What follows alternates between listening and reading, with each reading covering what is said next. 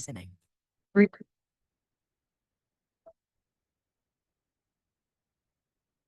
In Mexico, Pure Earth partnered with the National Health System to conduct the first ever screening for blood lead levels using newborn cord blood.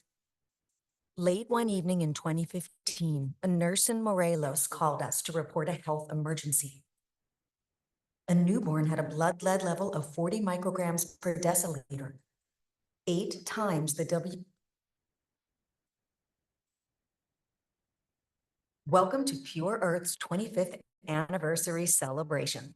25 years of pioneering efforts to build a world where everyone, especially children, can live healthy lives free from toxic pollution. From the very beginning, we have been dedicated to addressing and raising awareness about one of the most pressing yet under-recognized challenges of our time, pollution. Join us as we take you on a journey across the globe, showcasing the transformative impact we've achieved together in combating lead and mercury poisoning.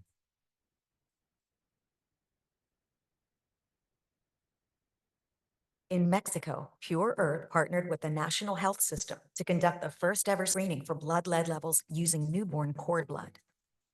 Late one evening in 2015, a nurse in Morelos called us to report a health emergency. A newborn had a blood lead level of 40 micrograms per deciliter, 8 times the WHO level of concern. While the NHS delivered medical care, Pure Earth investigated the source of contamination. We discovered the family's traditional clay cooking pots were coated with leaded glaze. The lead had passed through the mother's placenta, poisoning the baby. When we had them tested, all our cooking pots came back positive, and now we don't use them. Pure Earth is working with local organizations to train and equip potters to go lead-free and continue their traditions in a way that's safe for potters, their families, and their customers. In 2021, Pure Earth Philippines collaborated with the government to carry out the country's first national lead poisoning survey, measuring blood lead levels in thousands of children. Following the survey results, our team visited the homes of affected children to identify the source of their lead exposure. We are here today in the house of Mr. and Mrs. Ronnie Ravara to conduct this home-based assessment to test their cookware, toys, spices, and any other product that might be possible sources of lead. The lab results showed that 100% of Mrs. Rivara's aluminum pots and 50% of her ceramic cookware were contaminated with lead. She has since replaced all these items. In 2023, the Philippines prioritized addressing lead poisoning by including it in the National Environmental Health Action Plan. Pure Earth toxic site investigators identified a village in Indonesia with severe lead contamination. Pasarian was burdened with over 18,000 tons of lead slag and smelting waste dumped in the village center after decades of informal used lead acid battery recycling. This toxic legacy had poisoned multiple generations of children. Pure Earth created an initial remediation plan, which the government expanded and successfully completed this year. Back then, hazardous waste used to pile up year after year, accumulating without any solution at all. Praise be to God, now it is suitable for children to play, such as flying kites. Pure Earth Indonesia continues to collaborate with the government to remediate the streets, alleys, and homes throughout the village. Plans are also underway to transform Pasarian into a religious and cultural tourism destination. In Peru's Madre de Dios region, mercury pollution from artisanal gold mining has severely impacted both the environment and local communities, leading to widespread contamination and poisoning. Pure Earth has been supporting and training small-scale miners to go mercury-free. Don Pedro started mining 30 years ago, using mercury to extract gold as a way to survive. After learning mercury-free techniques, we helped him purchase a shaking table, which he now uses to separate the gold from the ore with no need for mercury. My working system is better than anyone else around here because I no longer use mercury. Don Pedro shared that the increased income has enabled him to send his daughter to school, where she's now pursuing her dream of becoming a teacher. Our successful collaboration with mining cooperative Amitaf expanded beyond stopping the use of mercury to scaling up efforts to restore and replant the rainforest. I would love to see pollution become a mainstream area for funding for philanthropy. If I were to look back 20 years from now, I would hope that all of these countries have adopted pollution as an issue that's fundamental to their own development strategies. And they're committed to doing things in healthy and productive ways. That's how the world should look. Today, Rich's vision is moving closer to reality. With the support of passionate individuals like you, we've transformed the lives of millions. But we're just getting started. Imagine all we can accomplish going forward together.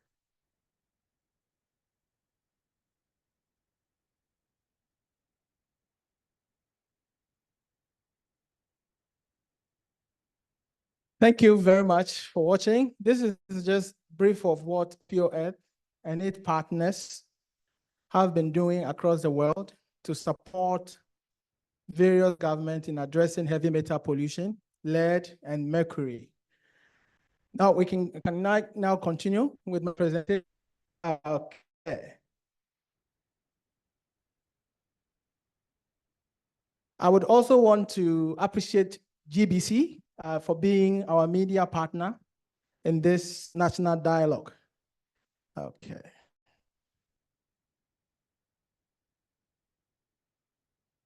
Okay, so just look at this picture for a moment. Imagine as a parent, you have been applying this cosmetic, an eyeliner,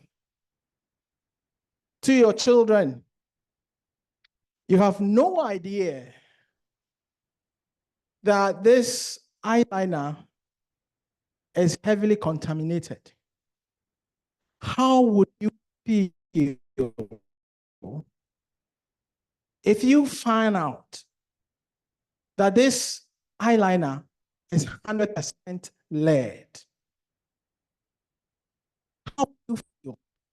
Because as a parent, you're using this based on belief that it would probably keep the children from evil, it will protect their eyes, not knowing that you are indirectly introducing lead into their eyes.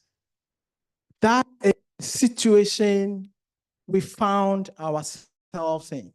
Just food for thought. This presentation is to set the tone for the broader discussion later today.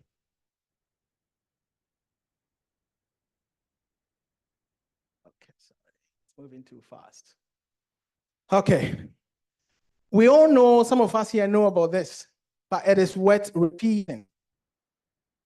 Based on the studies conducted by Pure Earth and UNICEF, in a publication creating Toxic Truth, 1 in every 3 children have elevated lead levels in their blood.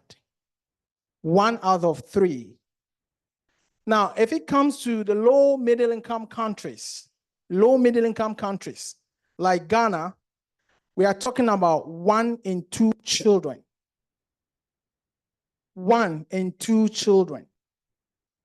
The same study reveals that 815 million children globally are lead poisoned.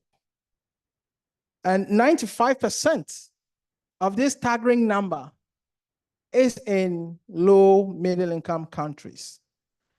Lead is the most damaging pollutant to global public health. Yes, it is.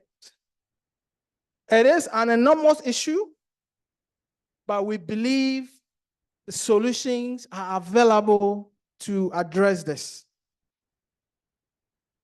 Now, new mortality estimate by World Bank, published in Lancet Planetary Report, estimate, based on a modeling, that up to 8 million deaths annually may be attributed to lead poisoning.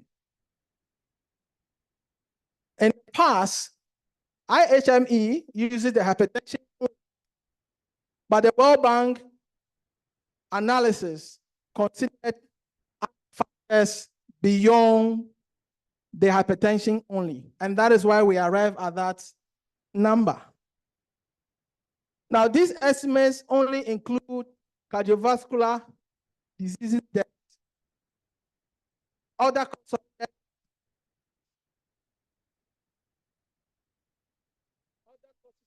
may also be significant. Now, according to American Heart Association, exposure to non-essential metals such as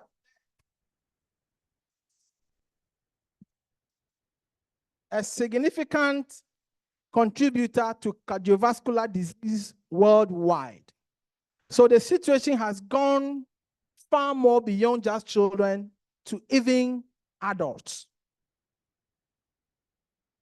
Now, for children, one of the causes of lead poisoning, as experts reveal, is brain damage and IQ loss. Lead causes permanent brain damage. It affects the hippocampus. It impairs development and cognitive neurotransmitters. This is huge in children. 750 million IQ points are lost annually. This is also based on the World Bank study, which was published in the Lancet Planetary Report. And 95% of this IQ loss is in low and middle income countries. I dare say this is a public concern, a public health emergency, especially in our world where we are plagued with unregulated smelting of used lead acid batteries. Now, lead can also, according to our experts, and the studies in a toxic fruit can also affect child and maternal health.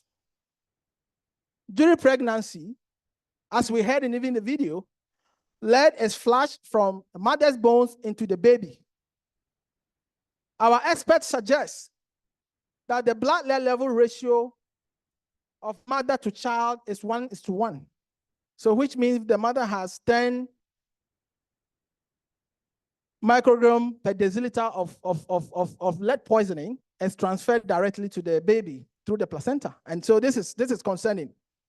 Now, this may affect the baby in so many ways, leading to premature birth, low birth weight, impaired brain development, behavioral problems, impaired growth, motor skills.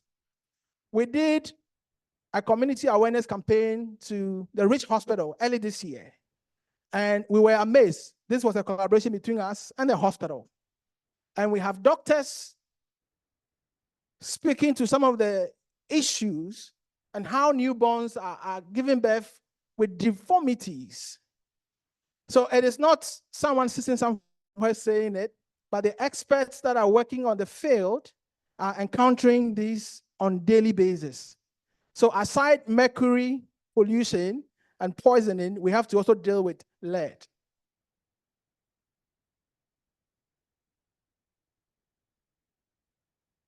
Now, according to a recent study by Center for Global Development, which was just published this year, learning deficit associated with lead exposure in low and middle income countries are up to 2 years of lost schooling. So if a child is lead poisoned, the effect is that the exposure will result into 2 years of lost schooling because of IQ damage. Now, the report also revealed that lead exposure may explain 27% of the learning gap between rich and poor countries. That's the emphasis. Children may be exposed at school through contaminated cooked pot, paint, and swell. as revealed by the research. Now, the economic toll of this on the nation is huge. According to Environmental Health Perspectives publication in 2013, reveals that as a result of this, the IQ loss, deaths and all that, as a result of lead, Africa alone, as if you do the estimate by the GDP, Africa alone is losing 4%, 4% as a result of low IQs, deaths attributed to lead poisoning. Now, this translates to about 977 billion. Now, according to the World Bank, they have moved this figure to 6 trillion. 6 trillion. And that is a more recent study. So this is really cause for concern. It's just gone beyond, this situation is there, but it implicating on us is it's serious and need urgent attention. Now, according to US EPA, lead poisoning can also account for violence and crime. Now, they say there is sufficient evidence to conclude that there's likely to be a causal relationship between lead exposure and conduct disorders, aggression, and criminal behavior. And recently, we had a project in collaboration with the private schools in Afienya and Tema. And we were shocked of some of the experiences the teachers shared, which could lend credence to this finding by US EPA.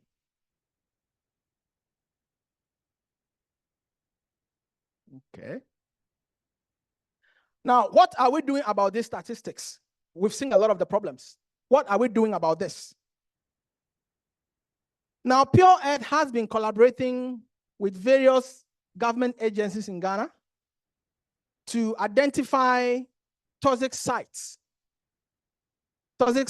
polluted by heavy metals. And in Ghana alone, 174 toxic sites have been assessed.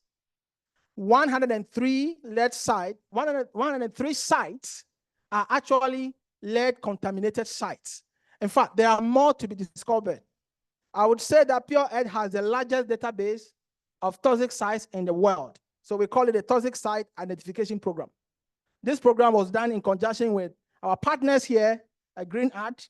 We're champion of this here in Ghana. So clearly, there is issue in our hand, but now we know where these 103 polluted sites are located in Ghana. Now, in 2019, Pure Earth also partnered with Green Art and the Ministry of Environment to complete Health Pollution Action Plan. Now, the Health and Pollution Action Plan program is developed in parallel with Lancet Commission research. Now, the goal is to provide a framework to prioritize pollution, challenges, and action using pollution and health data. So Pure Earth believes in using research and evidence to shape policy directions as far as these issues are concerned. Pure Earth also collaborated with UNICEF to publish the toxic report. Now, I must single out the Ghana government and congratulate them for their unwavering support to address issues like this. Because we tried this in Zambia, we were unsuccessful. But in Ghana, the Ministry of Environment through EPA opened their doors for us to be able to carry out this research in Ghana. And in 2020, UNICEF Ghana office participated in the report launch. And then a subsequent video was produced in Agbabloshi highlighting the situation. So something has been done. Now, in 2020, Pure Earth and UNICEF launched Every Child's Potential project.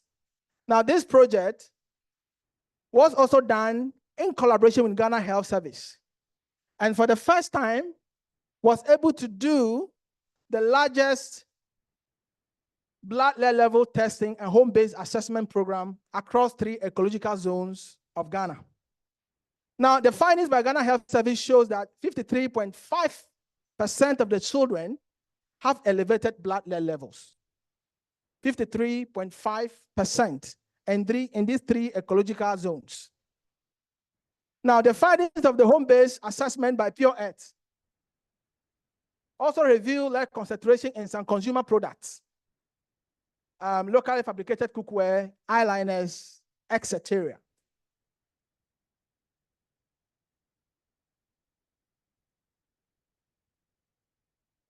One of the findings, which was concerning, is the substandard lead acid battery and informal activities of recycling in Ghana, which is really contributing to industrial sources of pollution, which reflected in our assessment in the soil surrounding the homes in these 3 ecological zones of Ghana. Some of them, the soil concentration was as high as 7,000 parts per million, which is as 18 times the US EPA residential standard of 400 ppm. Now, this has been reduced now to 200 anyway in the US as well.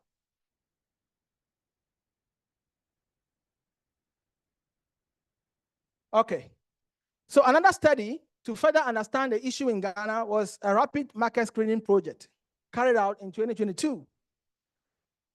Pure Earth sampled and analyzed 193 consumer products. And out of this, 10% exceeded the relevant reference levels. Metallic foodware, 55%. So it means that all the cookware that we survey in 4 major markets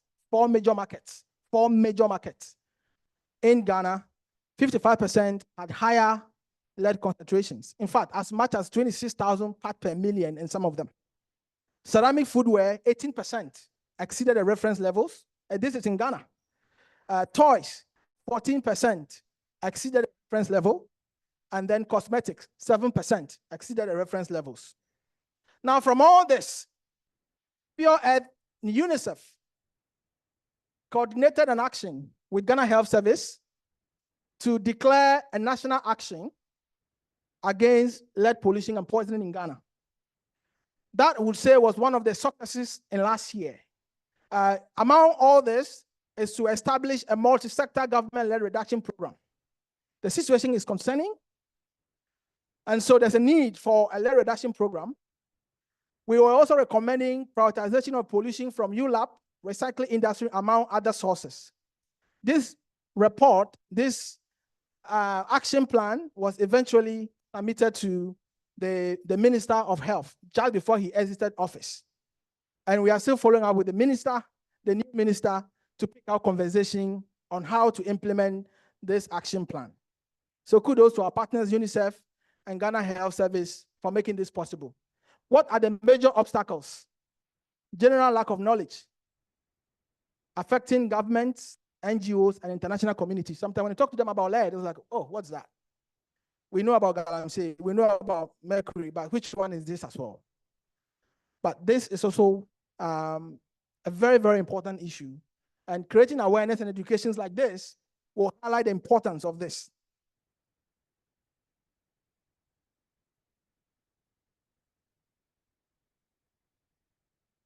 Funding is another challenge. There's limited funding in the space.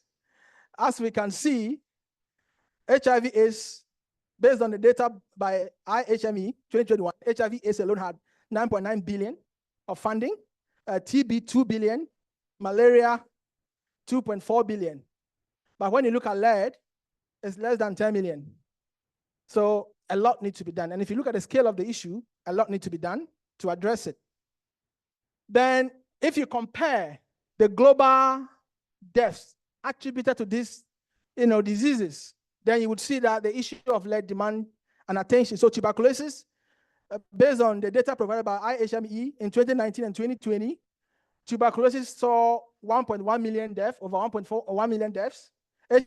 HIV/AIDS saw over 860,000 million deaths. Malaria saw over 643,000 million deaths. And if you look at lead, based on the data provided, it's 1.4 million, even not using the existing data. So that is really an issue that requires a lot of urgency and attention by all funders and government. The practical path forward, I'm summarizing.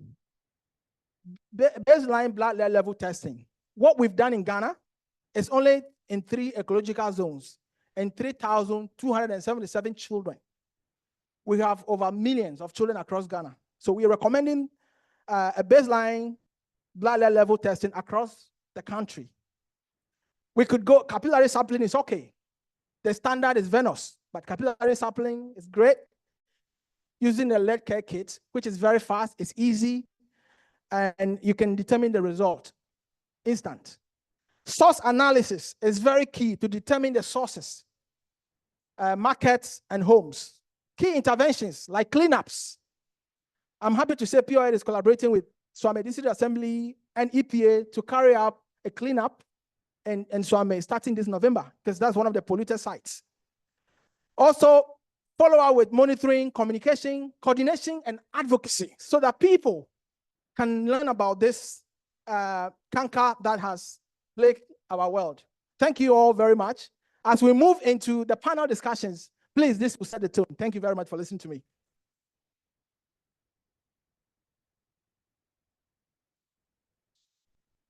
Many thanks, Dr. Kwanzaa, Pure Earth Ghana Country Director, for giving us this overview. Really worrying statistics there, where we find lead in cookware, even in makeup and toys. So thank you for throwing light on this situation and giving us much information. We will now hear one of our key note addresses, and the person to speak is representing the USAID Ghana Mission Director, Kimberly Rosen. He's the person of Dr. Stephen Gisi, who is Deputy Office Director at the Health, Population and Nutrition Office of USAID Ghana. Let's welcome Dr. Gisi. And we're live on GBC News as we speak at this conversation on lead poisoning and pollution. Dr. Gisi. Thank you very much, sir. Good morning, ladies and gentlemen. Please permit me to stand on existing protocols to deliver these few remarks on behalf of Mission Director Kimberly Rosen, who unfortunately couldn't make it due to a very last-minute emergency. Good morning again. I join you today on behalf of the United States government to affirm our commitment to tackle one of the leading environmental health and serious issues of our time, and that is lead pollution. As has been noted by previous speakers, including Dr. Kwanzaa in his presentation, lead pollution has significant health, education, and environmental implications. In response to these challenges, the United States government, through USAID and UNICEF, have worked closely with the Ministry of Health, the Ministry of Environment, Science, Technology, and Innovation to launch a comprehensive national action plan. This plan includes a lead reduction program that will drive multi-sectoral support and initiatives to reduce lead exposure. The United States government is committed to supporting nationwide surveillance and research to identify hotspots and lead exposure, which will guide interventions and strategies moving forward. We also support efforts to prioritize the cleanup of contaminated sites and advocate for regulatory measures to ensure the safety of consumer products. In September 2024, just 2 months ago, the First Lady of the United States, Jill Biden, the United States Agency for International Development Administrator, Samantha Power, and UNICEF Executive Director, Catherine Russell, launched a groundbreaking global initiative the Partnership for a Lead-Free Future, on the sidelines of the 79th General Assembly of the United Nations. This initiative is the first ever public-private partnership dedicated to addressing the urgent issue of childhood lead poisoning in low and middle-income countries. Partners collectively committed to over $150 million to mitigate global lead exposure, including nearly $25 million that USAID will provide in consultation with Congress. So Reverend Kwanzaa, please note that help is on the way. With over 50 founding partners, we will combat a crisis affecting 1 in 2 children in these regions. Representatives from the Ghana's Ministry of Health and Education participated in this historic launch, as Ghana is a key partner in this initiative. Distinguished ladies and gentlemen, today's dialogue is more than just an opportunity to share knowledge. It is a call to action. We must make concrete or take concrete steps unborn. Our children's health and future depends on our collective actions. Together, we can chart a path toward a healthier, lead-free environment for all Ghanaians. Thank you.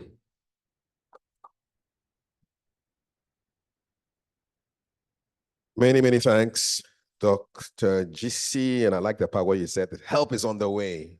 We like the sound of that.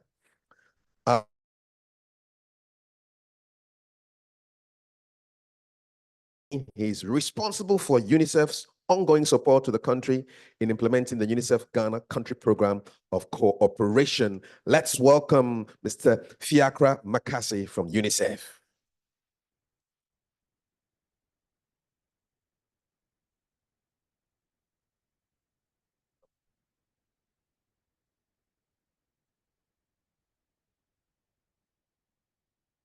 Thank you very much, MC. Let me begin by congratulating Pure Earth, Reverend Dr. Kwanzaa and Professor Pamang for your 25 years of research, advocacy, and programming, and your contribution to national development.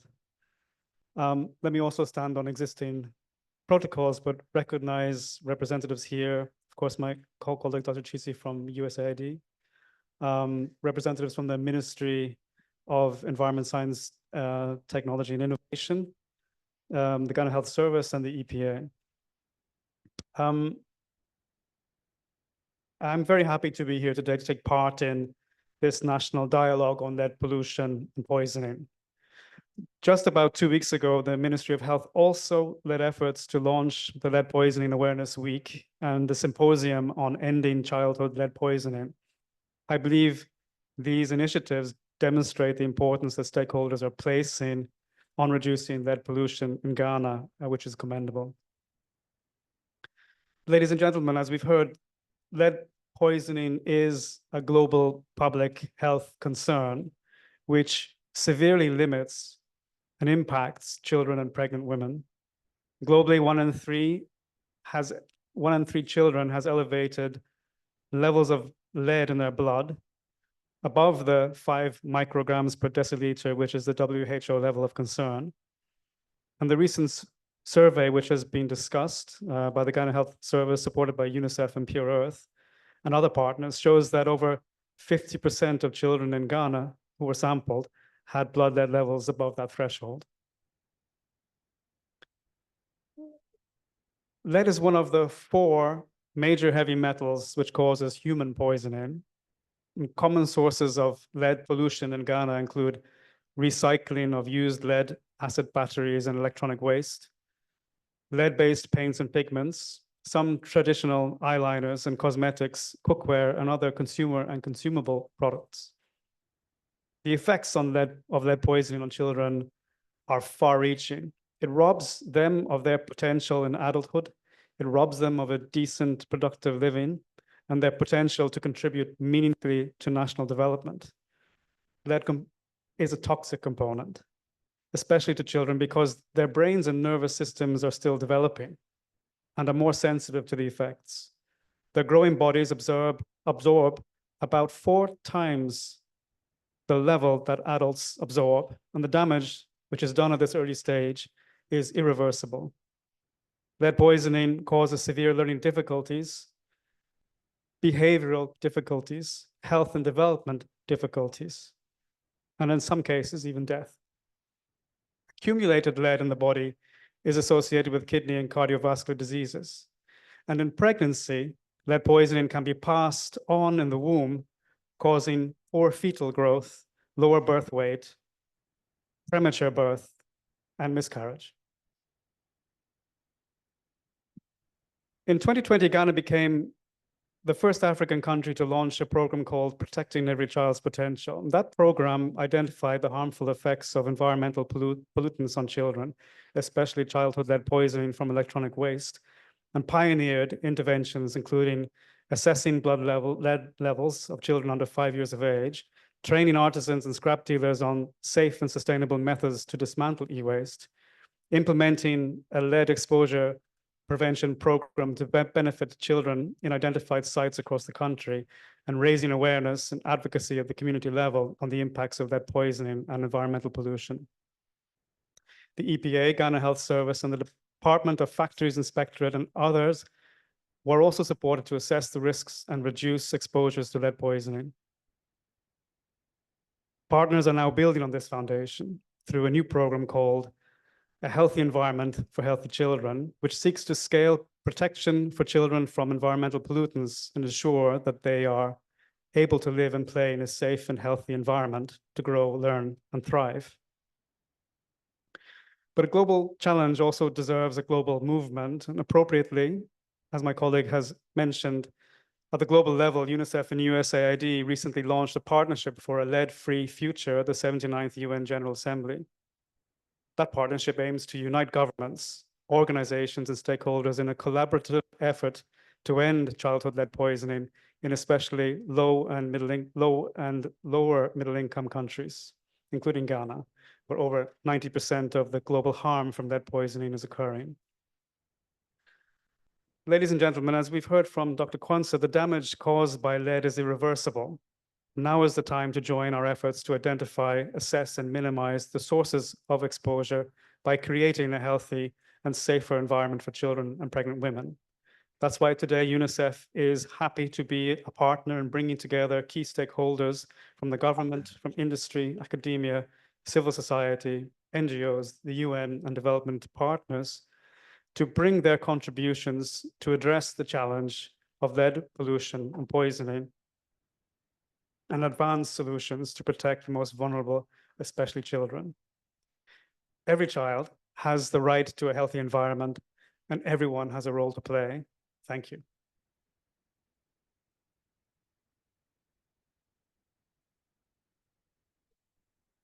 Many, many thanks, Mr. Fiakra Makasi from UNICEF Ghana. He mentioned collaboration between the various partners, including government, and lo and behold, we do have a representative from the government here with us at this dialogue. He's the government spokesperson on governance and security. Let's welcome Dr. Palgrave Boachi Dankwa.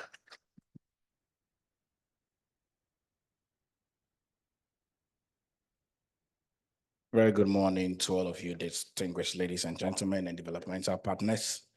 It's a great joy to be here on behalf of the government of Ghana and in my own state as the government spokesperson on governance and security. I'm really very happy to be here to join you colleagues and stakeholders working to secure a safer environment to reduce the incidence of lead poisoning in Ghana. I'd like to extend a special welcome to our distinguished guests who have joined us in this critical dialogue. I'd like to also acknowledge the presence of the Country Director of Pure Earth, Reverend Dr. Esmond Wisdom Kwanzaa, for his extraordinary efforts in addressing lead and mercury pollution in Ghana. I'd like to acknowledge Ms. Kimberly Rosen, Mission Director for USAID Ghana, whose organization has been instrumental in supporting health, and environmental initiatives in Ghana. And to Mr. Flakia Makasi, I hope I pronounced it well, UNICEF Ghana Deputy Representative, thank you for your invaluable work in safeguarding the rights and well-being of Ghana's children. Today, gathering reaffirms our collective resolve to address lead pollution. And I am confident that through our combined efforts, we will forge a path toward a lead-free Ghana. The government of Ghana, led by His Excellency President Nana Addo Dankwa Akufo-Addo, takes the issue of environmental health seriously. By extension, the issue of lead poisoning in Ghana is one that we as a government are concerned about. You will recall that in recent times in Parliament, the President has asked for the revocation of LI 2462. It is for this reason why, as a government spokesperson, I offer my words of congratulations to Pure Earth, the United Nations Fund, and USAID for putting together this very important dialogue to help build a platform where conversations around lead and how to secure the safety of all persons around the chemical could have been. Lead is acknowledged as a highly toxic metal, poisoning severe health risk, particularly to children. Exposure to lead can occur via contaminated soil, water, air, and food, largely from industrial processes. Battery recycling, mining, and the use of lead-containing products. The health implications of lead exposure are profound, affecting nearly every organ, particularly the nervous system, and can result in cognitive impairments, developmental delays, and behavioral problems. According to the WHO, lead exposure was responsible for over 1 million deaths globally in 2017, contributing to about 4% of the global disease burden. In Ghana, lead pollution is primarily associated with mining, industrial activities, and the informal recycling of lead acid batteries. And studies indicate that children around the ULAB's recycling areas in mining communities often had blood lead levels significantly above safe thresholds, poisoning serious health risk. The World Bank Lancet Planetary Health paper showed the level of harm due to lead exposure is greater than previously thought. Specifically based on data from 2019, the report showed that children under 5 years old worldwide lost 765 million IQ points. Those living in LMICs lost 729 million IQ points, an average loss of about 5.9 IQ points per child. This IQ points loss is about 80% greater than previously estimated globally. 5.5 million adults died from cardiovascular disease due to lead exposure. This is 6 times greater than the 2009 estimate by the Global Burden of Diseases. Injuries and Risk Factors Study. The new mortality calculation is based on the let's estimate effect of CVD deaths caused by factors other than high blood pressure. Example, damage to the heart and arteries due to atherosclerosis and increased incidence of stroke. About 90% of CVD deaths and 90% of IQ point loss due to lead exposure were in LMISCs. The global financial cost of lead exposure was about $6 trillion, equivalent to 7% of global GDP. In LMIS, these costs accounted for more than 10% of GDP, or twice as high as in income countries. More than 3/4 of the economic cost, 77%, was due to CVD's death and associated income loss from premature mortality. Nearly 1/4 of the economic cost, 23%, was due to estimates of lower future income caused by IQ loss. These, of course, are very alarming statistics that should concern all of us. We hope that these deliberations here today and the dialogue will come in support to the enormous work that the government is doing, that has already done and in addressing the issues of lead poisoning. Once again, let me commend Pure Earth and all its partners for putting together this dialogue, and I wish you a fruitful deliberation today. May God bless our homeland, Ghana, and make it great and strong. Thank you.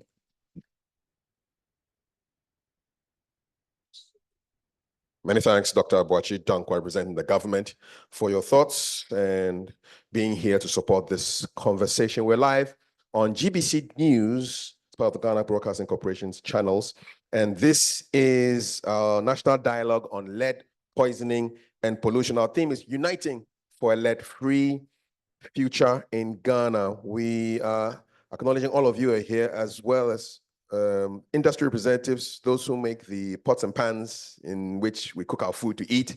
We're happy to have you here. We also have Green Ad in the house, Mr. Yao Amoyao Osei, who's Executive Director. Good to have you here as well. Now, I want you to pay attention to our video screens. I think the screen is going to come on. There's a 6-minute documentary on the impact of lead on those who use lead in their work. Take a look.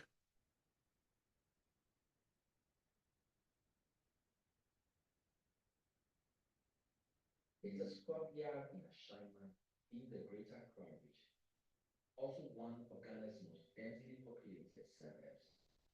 More than 2,000 people work and earn a living here. This is a graveyard for all the gadgets that you may have used, from refrigerators through microwaves, even air conditioners. Out of these vast fields lie several poisonous substances, mainly lead. We're buying scrap, condemned car, condemned things, lot of things of condemned car, battery, motor, air conditioning, fridge. Those things are condemned. I can figure 1, I can figure 10, I can figure 20, I can figure 2. The World Health Organization reports that lead exposure was responsible for over 1 million deaths globally in 2017 alone, contributing to about 4% of the global disease burden. In Ghana, lead pollution is primarily associated with mining, industrial activities, and the informal recycling of lead acid batteries. I'm also a what? As I'm doing the scrap work, I'm a farmer too. I do real animals. Because you see, when you see a cattle roaming about, I don't know nothing about it. But first, when they bring the battery, they just cut it and throw the water into the battery water to the stream. You understand me? So since they started that, I've seen that what? One day my animal just come out. I left the animal to go and graze for himself. When he comes, he drink the water. Before I realize, the animal just fall down. And I don't understand the reason why the animal fell down. Before I realize, the animal dies. So I just have a patient and said, well, no, I'll just cross-check up what kills the animal. So we're here about almost 3 weeks, 4 weeks. I've seen that again. Someone came and did the same thing. And one of my colleagues, animals come out and he drink the water. He also did the same. I said, no, this is the problem. It can fish, spoil your body, rations, and then acid. But the battery water is a poison. So acid is there inside. It can feel kill person. It can feel spoil your body. So we are fearing it.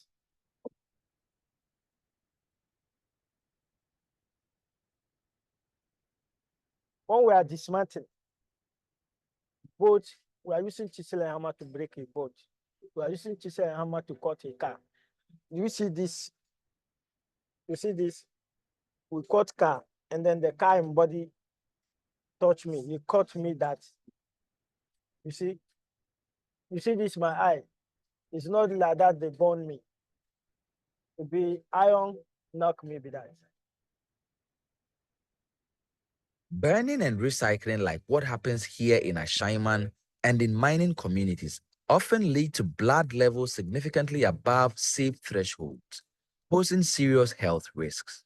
Studies have shown that lead can have it on our cardiovascular health and even in reproductive health, kidney damage. 5.5 million adults die from cardiovascular diseases due to lead exposure, according to the same study. So talk about lead pollution. We're talking about the fact that it's beyond the limits that it should be in existence. In fact, when it comes to these elements governed by WHO, World Health Organization. So for instance, in water, lead should not be above a particular concentration, I think about 0.15 milligram per liter. In soil, it shouldn't be above 40 milligram per kilogram. So if you have biota or substances where we have concentrations beyond that, then we can see that there is pollution. Like this site in Ashaiman, studies by researchers have shown that several more sites in Ghana could be potentially toxic with such elements as lead. I'm so scared. Because if I said I would feel scared, because as at now, you see, something that each and everyone's know. Because you see, what animal has is the same thing that human being has. Just only that we can talk, and them they cannot talk. You understand me? What the animal, because what he is feeling, you would think that what, oh, as for this, it's not this thing. It's not this thing that killed the animals. But you know, you in that particular business, you know that this is the reason why the animal dies. Even human being, when you look at it, the battery water, let me give you an example. When you move even your slippers, where they dump the water, and you stand there, my brother, before you leave there, you feel that something has gone into your body. Thousands of other residents from across the country will be looking forward to policy and enhanced regulation to ensure that the citizenry would not just be protected, but empowered with knowledge to better protect themselves from lead and the negatives that it comes with.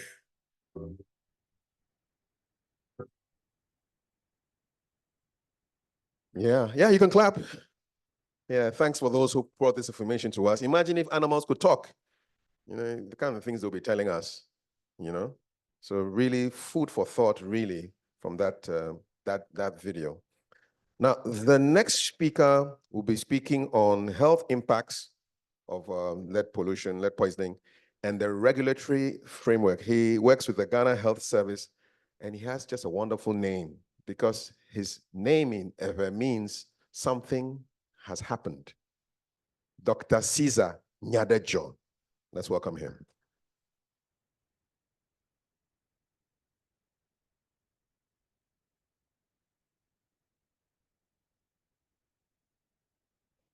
Yeah, thank you, Kafui. Mr. Chairman, and distinguished invited guests. I also stand on all the existing protocols that have been previously observed, and I bring you greetings from the Ghana Health Service and the Ministry of Health as well. And my topic is, to share a bit of light on the health impacts of lead and some of the regulatory framework in place, as well as some of the national plans. And I'll speak around that quickly.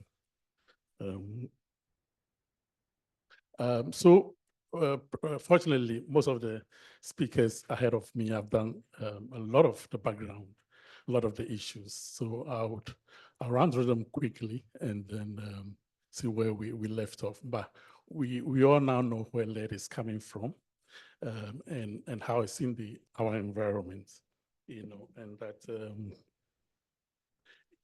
because of its usefulness, it's been found in a number of industrial applications using a number of products, including storage batteries for cars, for solar,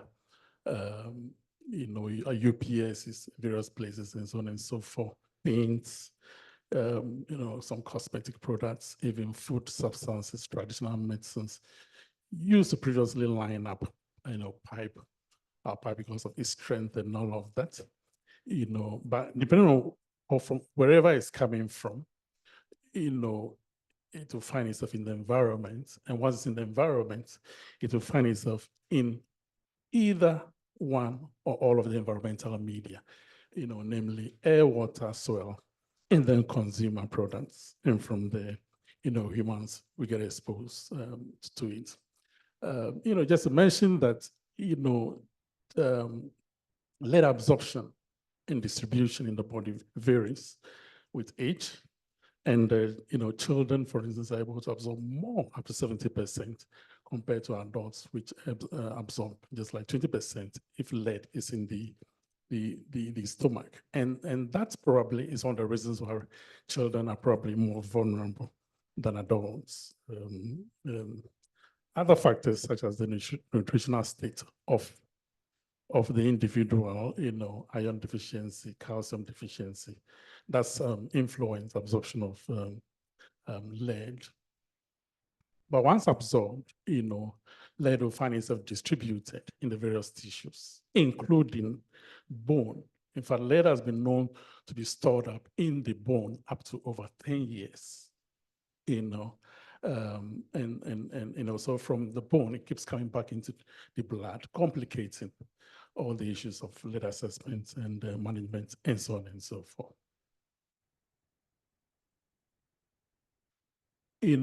And I mean, if you look at the chemical composition of the human body, we find out that lead is not there. God hasn't put lead as one of the chemicals that He puts in our bodies, So lead has no physiological role in the human body. However, it mimics some of the chemicals in the body, such as calcium, and the kind of functions they do, the way we get our enzymes to work, get our cells to signal each other, and so on and so forth.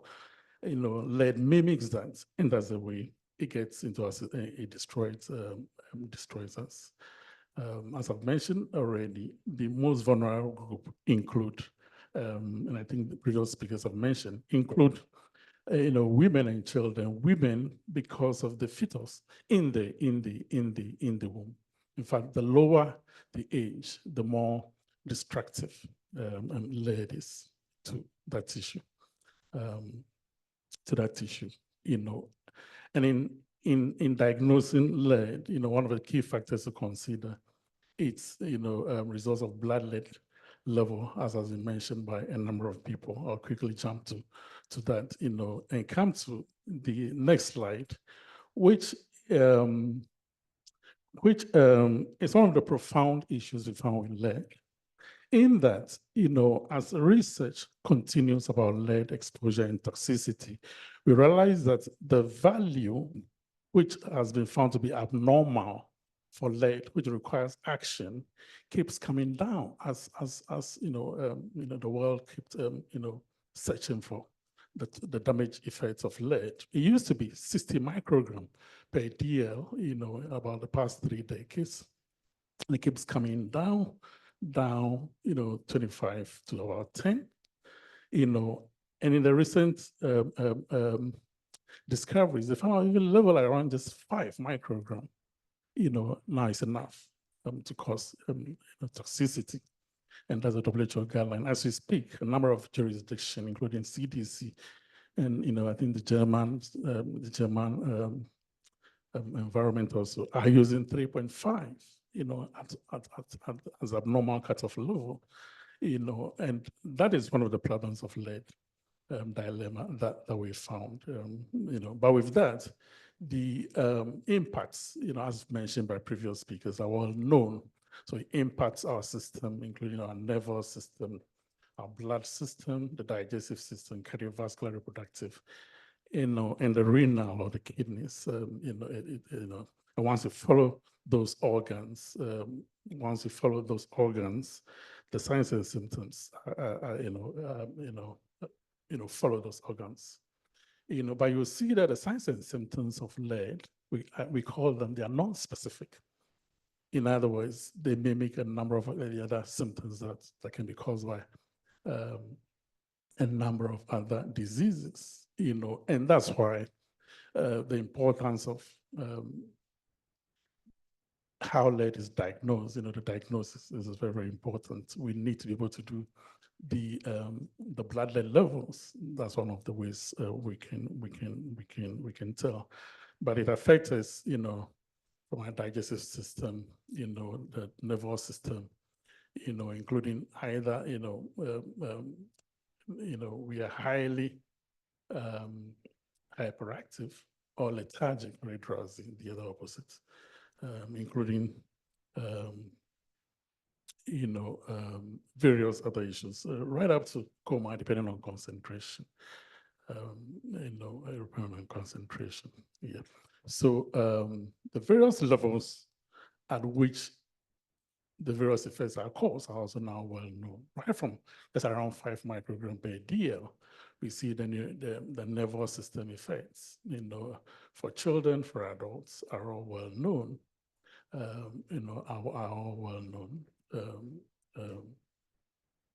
The destruction of the brain cells leading to learning and learning difficulties that was mentioned by previous speakers, start just around 5 microgram per DL, and so on and so forth,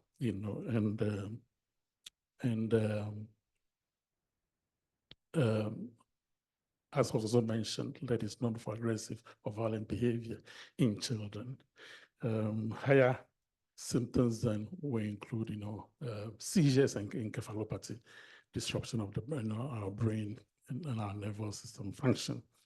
But we should also be able to mention that, people may have elevated levels of lead above the 5 microgram per DL and may not show any signs and symptoms.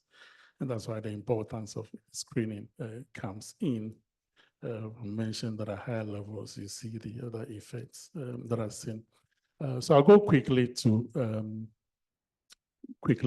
the regulatory framework, but we said it can cause effects right up to destruction of the liver, the destruction of our red blood cells that cause an anemia, and so on and so forth.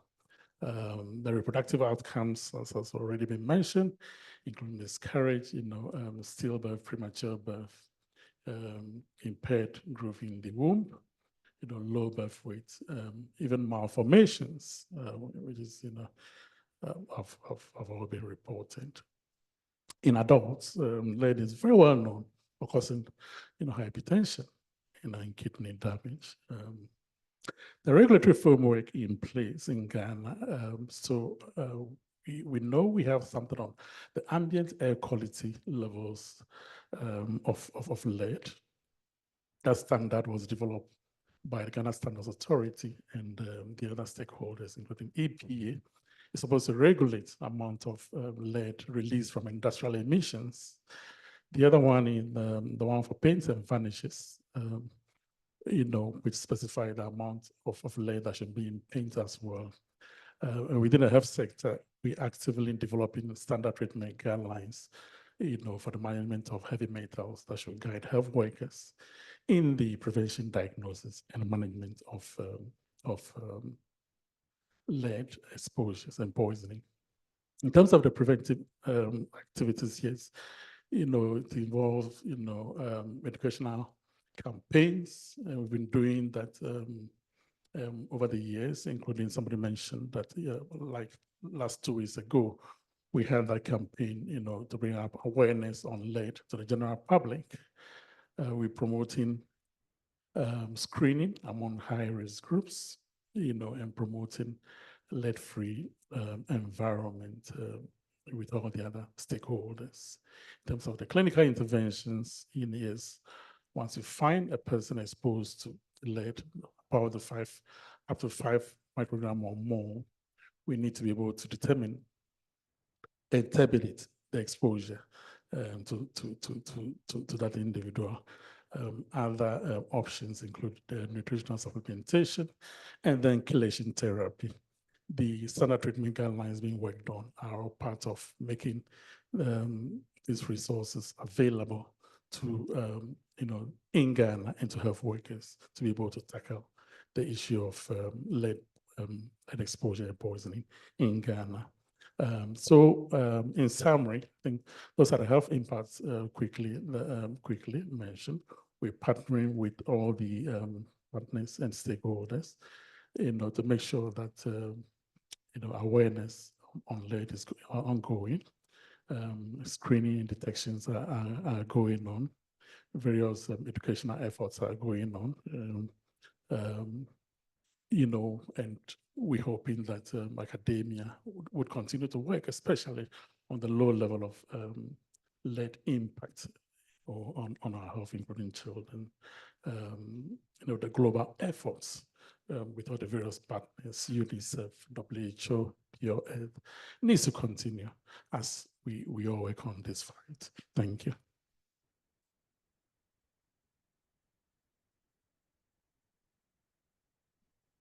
Thank you very much, Dr. Nyadejo from the Ghana Health Service for breezing through that and giving us the perspective as far as health impacts and regulatory frameworks are concerned. We are going to show you another 5-minute documentary and then we'll do some magic. So in that time, this will be lost and we'll take a couple of group photos and then we'll come back and I'll do our panel discussion. So let's enjoy the documentary while we do the magic.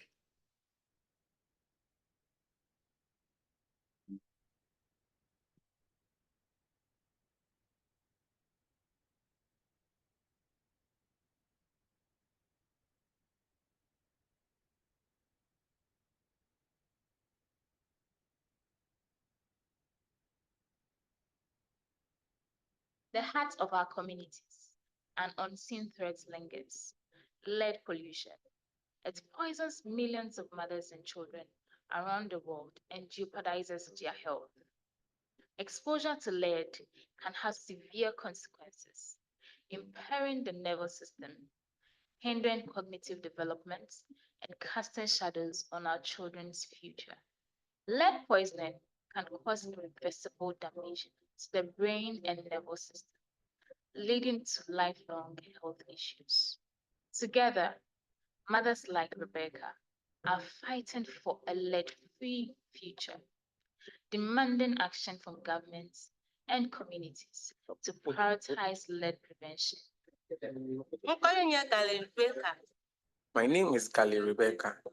I've lived here since 2007. I was exposed to lead upon working with used acid lead batteries about 8 years. In transporting these batteries to the yard, we offloaded them through trailers and dismantled them using cutlass, hammers, and chisels. Although we were wearing gloves and nose masks, we were still exposed to this lead.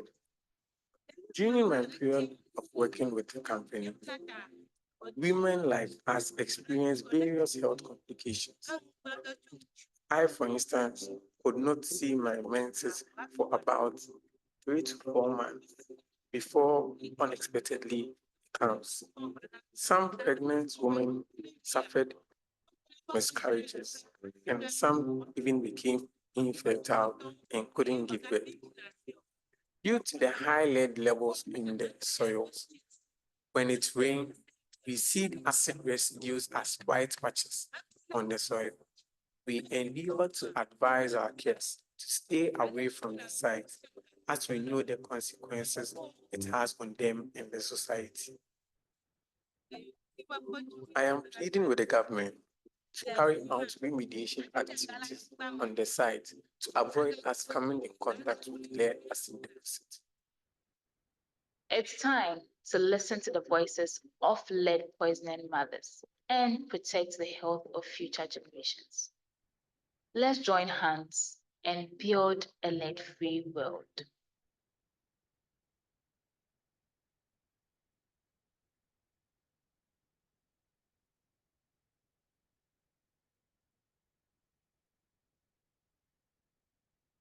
All right, thank you so much. We are now about to go straight into our panel discussion. So right after the photos are done, please kindly take your seats. Our panelists will remain on the stage, take their chairs. Yes, so panelists, please occupy the chairs. And then we'll get our conversation underway. So this is a conversation as we mark the 25th anniversary of Pure Earth at Uniting for a Lead-Free Future in Ghana. And so I'll bring onto the stage Professor Patrick Asamoah Sechi, who's a senior lecturer at the University of Ghana. We also have Dr. Anita Asamoah, senior research scientist, Ghana Atomic Energy Commission. Dr. Caesar Nyadajo, toxicologist and head of the Poison Control Unit, Ghana Health Service. Dr. Stephen Gisi, Deputy Director, USAID, Ghana. Dr. Maxwell Kogbe, who is head of Metallic Contaminants Unit at the Ghana Standards Authority. Okay, all right, Dr. Stephen is not part of it. Okay, all right, and then Dr. Emmanuel Chimating Amwa, UNICEF, Ghana. All right. Dr. Emmanuel Chimating Amwa, UNICEF, Ghana is going to be here. Dr. Maxwell Kogbe from the GSA, he's head of Metallic Contaminants Unit. Dr. Caesar Nyadajo, toxicologist and head of Poison Control, GHS. Dr. Anita Asamoah, who is with Ghana Atomic Energy Commission, and Professor Patrick Asamoah Sechi, senior lecturer at the University of Ghana. So there's a fifth space that has to be occupied. Okay. All right. So the UNICEF person will be here pretty soon. So basically, you are all mic'd. Can we test your microphones? Can you speak? Yes. Have we mic'd our people? Okay. So you need to put your headsets on. Yes. Please fix it for them. Yeah. So basically, we are looking at the issues of. So they come from various backgrounds, and we'll be looking at exactly how they connect with the issues that we are discussing this morning as we're looking at issues of lead poisoning and lead pollution. I just want to read a little bit of a background for you so that you can get a sense of the issues, and then we'll go straight into our conversation. We are live on GBC News, and so you can let people know that you may not be here, but conversations are going on with respect to lead poisoning and pollution. So these are the issues that we are dealing with this morning as we celebrate the quarter century of Pure Earth's work. So, and I'm pretty sure that by the end of our conversation, our panelists would have really digested the issues. And it's not just a conversation between them and me asking questions, but we will be coming to the audience as well and getting your input into the conversations around lead pollution and lead poisoning. It's the national dialogue on very, very, very important topic. We've heard from the very previous speakers exactly how lead impacts what the future really, because a lot of young people are being affected by the issues. So I'm going to start with my guest. I'll start with, let's see. So we'll start with Professor Patrick Asamoah Sechi. You're a senior lecturer at the University of Ghana. We want to know what role academic institutions can play in raising awareness about lead pollution and the effects on public health in Ghana.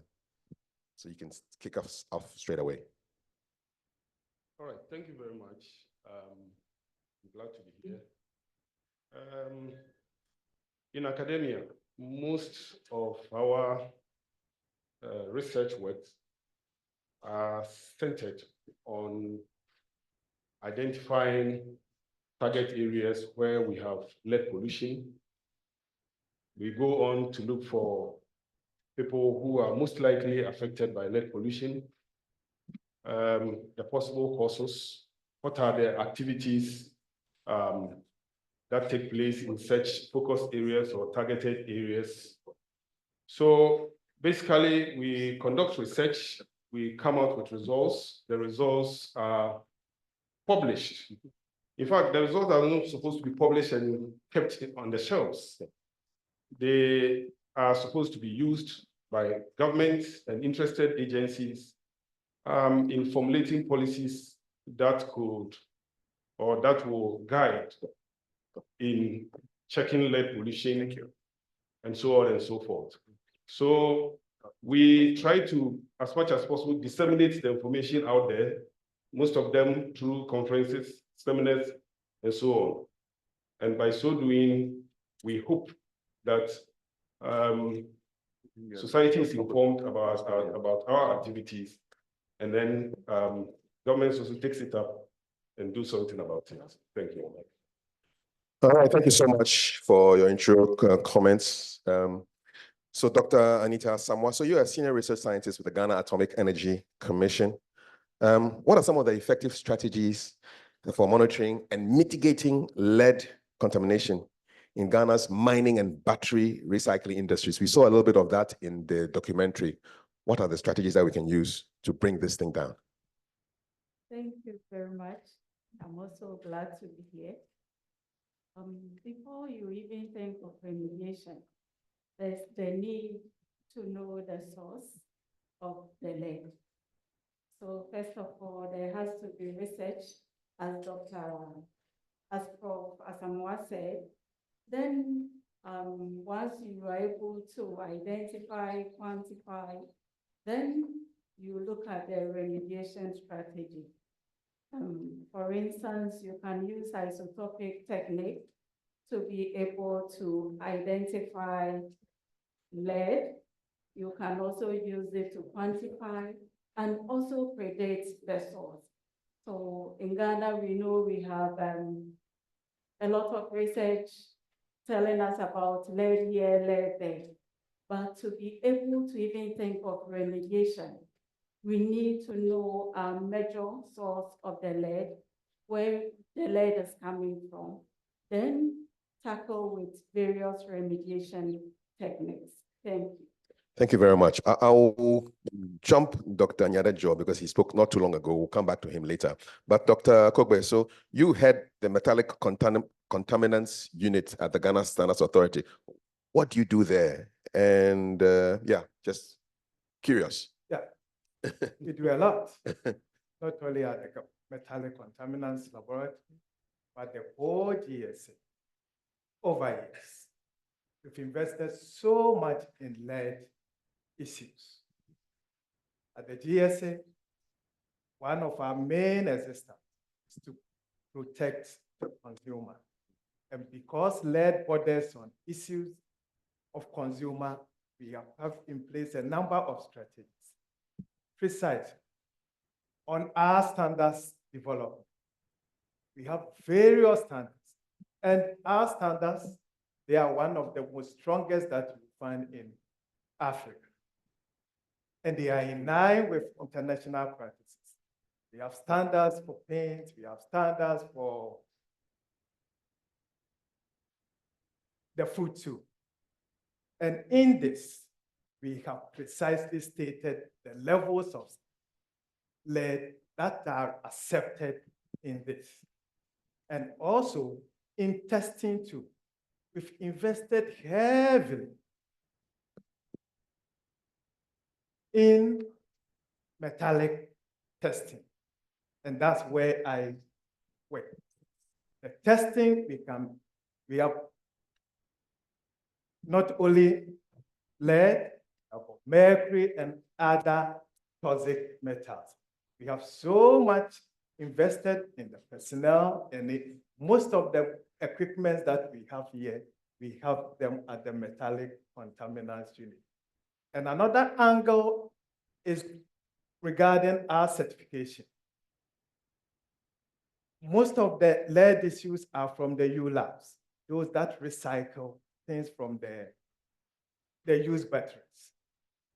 And if we are able to push such that these U labs will go in and work in a responsible way, going by ISO 14001, environmental best practices. Issues of lead pollution will be minimized a little. Okay, before I come to the next speaker, I know for a fact that the entire makeup department at GTV is watching, because when I said I was going to talk about lead, they said I should give them some good news about makeup. What is the news with respect to lead content in the stuff that they put on people's faces? In general, as Reverend stated, in the makeups, research by Pure Air shows that most of the eyeliners, the Chile, these things contains the lead. And angles with which that we have to go is that we now have activated our border inspection activities. And such that any Chilo or any eyeliner that is coming into the country, we have our officers there, we have alerted them such that they will test them. However, we must admit that there are instances that some of these things they are able to come through unapproved goods. And that is why we call on everyone here to be involved in issues regarding lead minimization. Quick point, how safe is the lipstick? Lipstick too, there are some instances that because of the nature of lead, some of them, they are isolated instances that where we target them and we target them at the border inspection and there we halt the imports. Okay. That's what we do. All right, let's go to Dr. Emmanuel Chimanting Amwa, UNICEF. So let's look at educational initiatives and community engagement strategies. How do we design this to protect children who are at serious risk of harm from lead pollution and lead poisoning?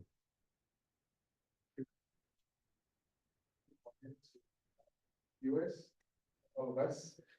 Yeah, as UNICEF, our main target groups are for the protection of children and also the vulnerable who are pregnant mothers who invariably would pass on most of the things that they encounter or exposed to. So when it comes to children and reaching out to children's protection, because we are mainly a governmental partner, we partner with existing structures in the country. So we are working with the government, we are working with the Ghana Health Service, the Ministry of Health, and Pure Earth, as we see today, and other agencies, community-based NGOs also who are with the people to put out this information. Actually, I think about in last 3 or 4 weeks when I Ashanti region, where we did sensitization of health workers, community health workers, and also other health workers on the effects of lead poisoning, the sources, how to prevent it, and also develop health promotion messages around that.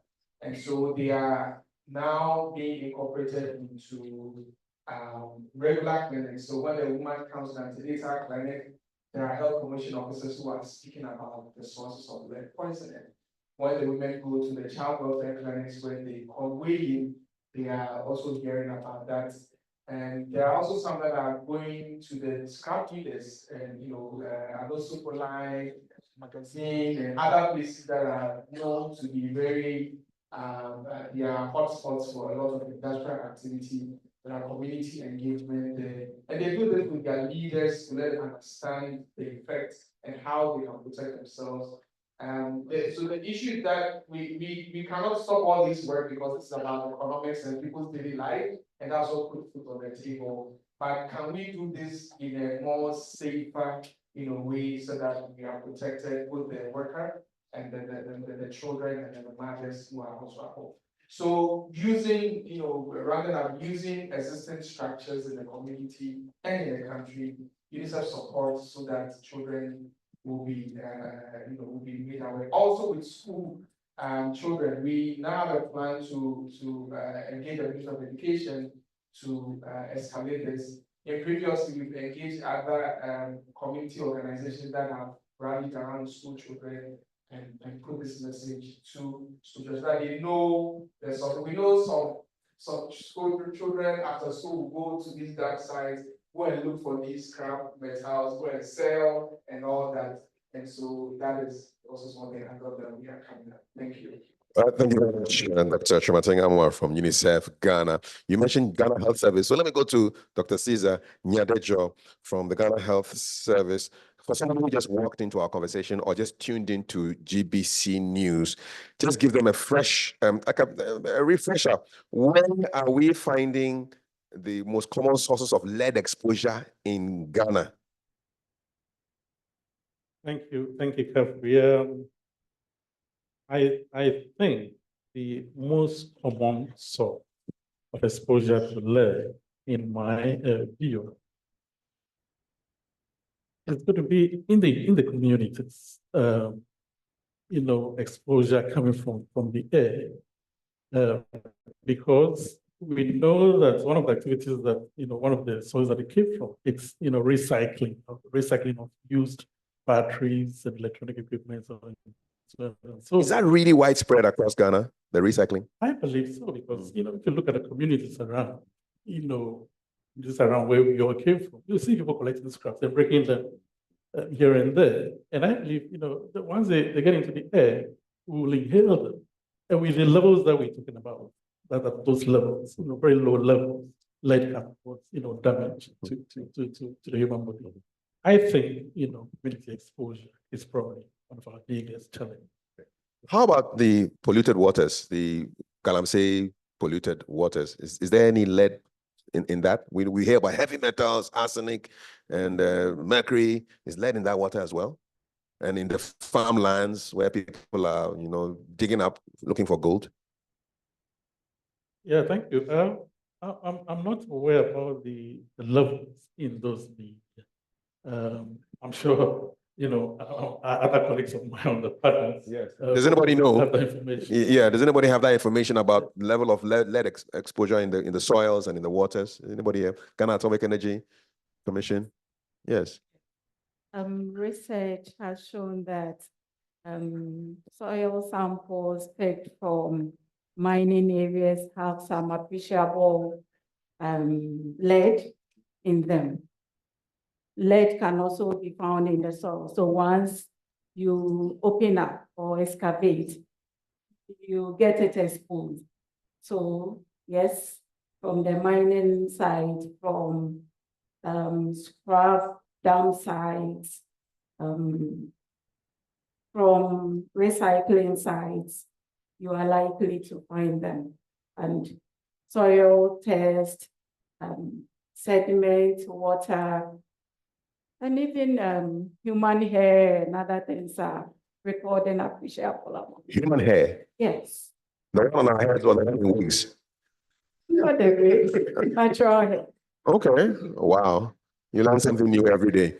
And I'm thinking, well, it's with the, maybe this one will go to Ghana Standards Authority. So the cooking pots, I mean, that they sign, I hope I'm pronouncing it right. So the cooking pots that we cook our kinky and all our lovely carbohydrate meals, what is the level of lead in that stuff? And are we basically eating lead with our stew? There has been some studies that was championed by POF, and they found some levels of lead, and this was shared by POF. However, what I would suggest is that we may need a comprehensive study on these activities, such that we will have enough data and we'll be able to issue out a national statement that cooking pots, manufacturers of cooking pot contains high levels, and with that, we may be able to suggest strategies for them to come out with, to adopt lead-free production.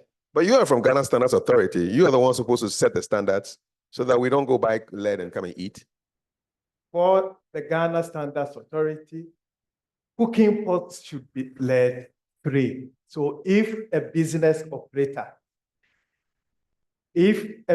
operator should produce cooking pot that contains high levels of lead, it means it doesn't meet the requirement. And if it doesn't meet the requirement, we must put in place measures for such activities. How does Ghana Standards Authority go and check? Do you do like mystery stuff? Go buy some few pots from this company, that company, come and test? How do you do it? We do a lot. For our safety. We do a lot for the safety of all of us. We also appreciate that lead issues, it has enormous burden on us. And also, we know that though the burden is there, this issue is also tractable. We can solve it. However, over the years, it appears that we have rejected, and that is something that we must admit. And what's happening is that it appears that the whole world rejected it.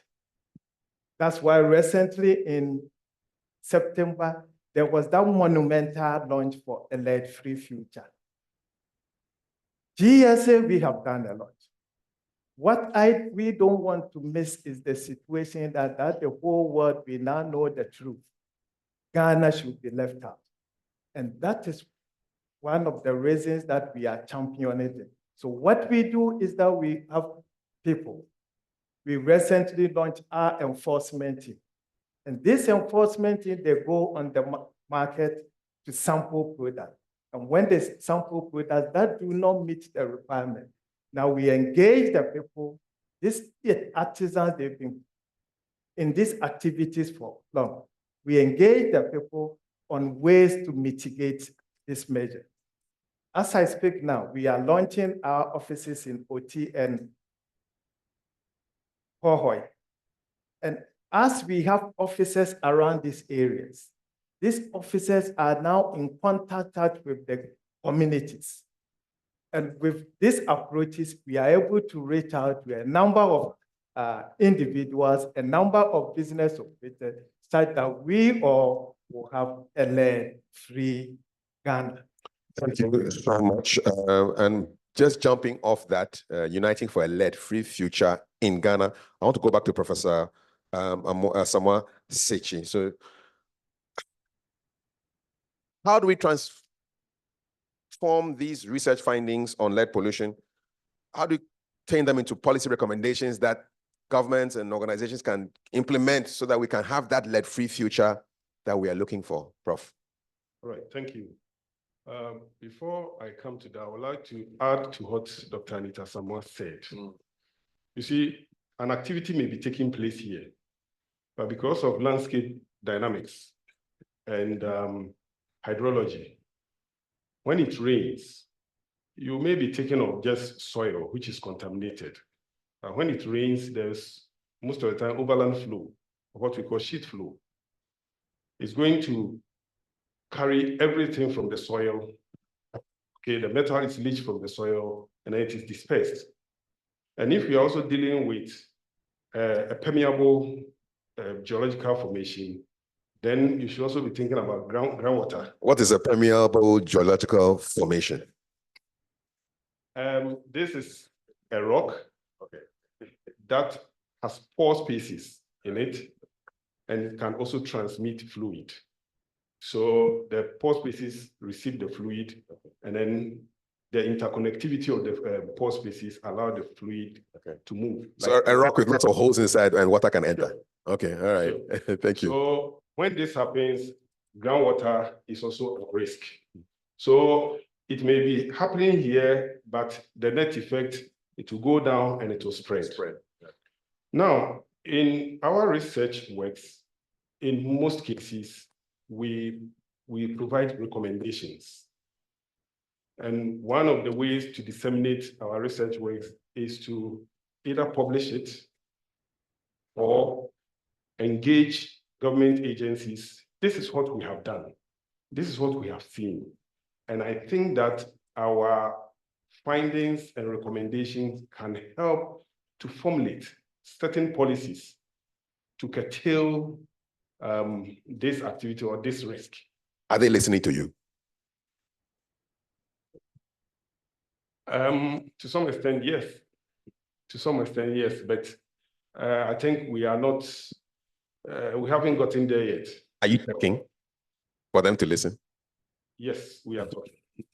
We are talking. I belong to a Ghana Institute of Geoscientists, and from our end, we are also doing a lot of advocacy in this area. In fact, geoscience in general and environmental geoscience is also included to see where government agencies can also meet us.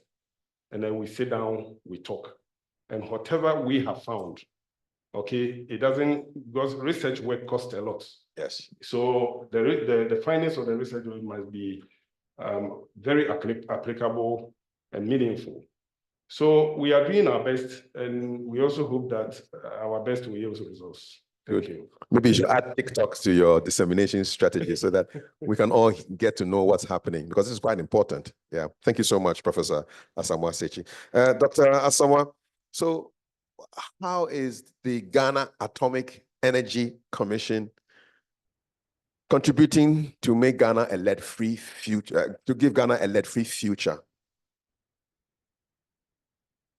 Ghana Atomic Energy is a research institution, and we are using atomic techniques in identifying, quantifying, predicting the source, then come out with solutions. So just like Professor Moore said, ours is to conduct research, communicate our findings to the key stakeholders, then a decision is to be made. Have you done any research on this lead pollution and poisoning? What's the latest research that you've done for us? I conducted some work around agriculture. I use breast milk as a matrix for testing of these other organic contaminants and also metals. And a lot has been said. Did you say breast milk? Yes, mother's milk. Okay. What did you find? I recorded some levels of PCBs, polychlorinated biphenyls. It used to be used in old transformers and other things. I recorded PAHs, which is polycyclic aromatic hydrocarbons, and it is formed as a result of burning or combustion. When you go to agriculture, you see they do a lot of dismantling to get whichever metal they need. And what is left is being burned openly. And once you openly burn, you release toxic chemicals. Some are the PAHs, dioxins and furans. All these are poisonous chemicals. And there's an aspect of the work also looking at heavy metals. And it's entering the breast milk? Yes. And the babies are drinking this? Yes, so we mothers, unfortunately, one of the ways that maybe we will be reducing our body burden of these chemicals is not through normal excretion. Breast milk is food. So we may not only be giving nourishment, but also doses of these contaminants in our system to our babies, unfortunately. And like the animals, they can't talk. They're just drinking the stuff. Yes. So why haven't you heard about this till now? I mean, this is quite serious. I mean, Ghana Atomic Energy, are you also talking? Talking. I think that we've collaborated with Pure Earth, BBC, Star FM, and other media organizations. And this work has also been published, so it's clear, it's there for those who want to see. And to add to what Professor Moore said, we have research. We are conducting research. We are coming out with data which is evident of what is happening. So I think that you were asking what our research is transmitting into policy or whatever we are doing to support. Yes. I think that most countries have science advice policy or units So in Ghana, we should look at that. We have pockets of information. This researcher is doing this, doing that. At the end of the day, maybe I have to publish to grow in my career, or whoever funded my work to get the data he or she wants. But as a nation, there should be an intentional approach in getting a science advice unit so that all this work done in these critical areas will be collated, and also not just forming science advice policy. There should be some hierarchy of a coordinating role, maybe EPA and other key stakeholders, so that we will be sharing our ideas or what has been found to the general public, to the policymakers, and those that matter in this field, so that we can find or curb this menace. Thank you. Well, thank you so much, Dr. Asoma, for that. Very revealing. And we're happy for the work that you're doing at the Commission. Dr. Nyadejo, so let's talk about our healthcare system. How do we strengthen it so that we can respond to these lead poisoning, lead pollution cases, and most importantly, prevent these things from happening so that we become a lead-free Ghana in future? Yeah, thank you very much. So we are indeed working on strengthening the system very much. If you remember, it was mentioned during the earlier phase of the program that as part of unearthing or knowing the scope of this problem, we have collaborated with some of the other partners, UNICEF and PURE, and we have conducted, some surveys across the country, limited though as they were, used like 2 districts in the southern sector, 2 districts in the middle sector, and 2 districts in the northern sector. We have found levels of lead in the blood of these children. It doesn't work neither in any company and so on and so forth, showing that the exposure is out there in the environment. But as I mentioned, those surveys were very, very limited. 6 districts out of the number of districts you have in this country, you can imagine. So we need to find resources and scale up, those surveys, so we will know the situation across the country. As we are doing that, we are strengthening our surveillance system. We recently have developed data elements to capture, conditions of chemical origin into our database system, the Ghana Health Service, for instance, and training personnel who collect, this data across our health facilities to begin collecting data on chemical conditions and diseases as well, so we can begin to know the data and put them together. And then we are working on, developing the standard treatment guidelines that I mentioned earlier on. The Ministry of Health is championing that. Once we are able to complete all these activities, we then are able to know the standard treatment protocols that are supposed to be used in the prevention, diagnosis, and management of all these cases. Health workers then will be oriented and trained more on them.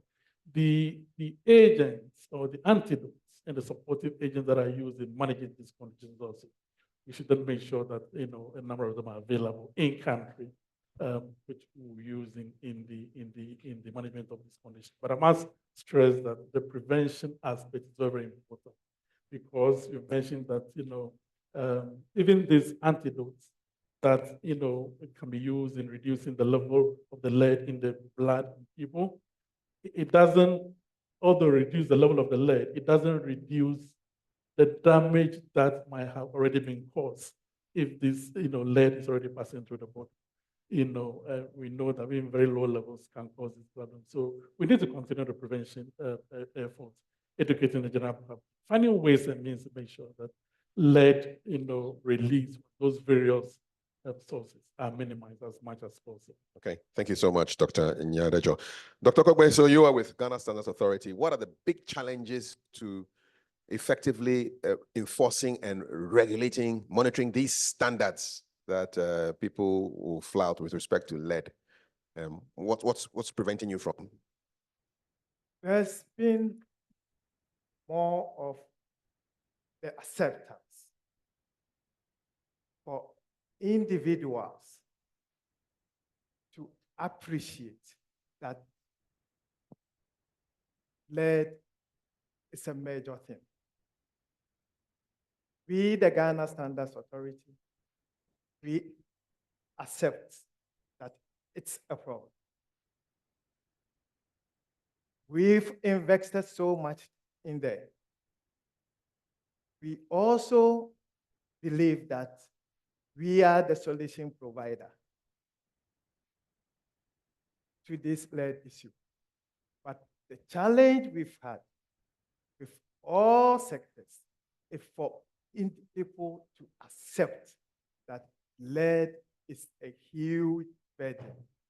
Because there are instances that you have to engage a business operator, a manufacturer, and you have to go dialogue with the person that this is lead issue, and it may have to, you may need to take measures to minimize it.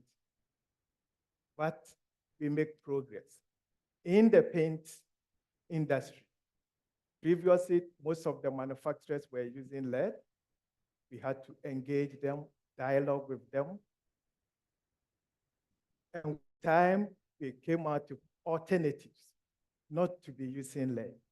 So we say that for the public to accept that this is an issue, that is where we have an issue. And that is why we've also been engaged in a number of activities, and we push for it. So what I call on all of us here and those listening, that we should all be champions of lead reduction. On TV, those online, those on radio, we should all champion it, champion issues of lead reduction. Such that once we accept there is a problem, it will not be of a Ghana Standards Authority. It will not be only a Ghana GSS issue. It will not only be a pure F issue. It will be the entire country accepting it. All right. For the push. Thank you. We'll make that push happen. Thank you very much, Dr. Kogbe. Finally, before we get to you, I'm sure you have questions to ask our panel. Dr. Chamateng Amwa, UNICEF, what can we look forward to from your outfit with respect to uniting for a lead-free future in Ghana?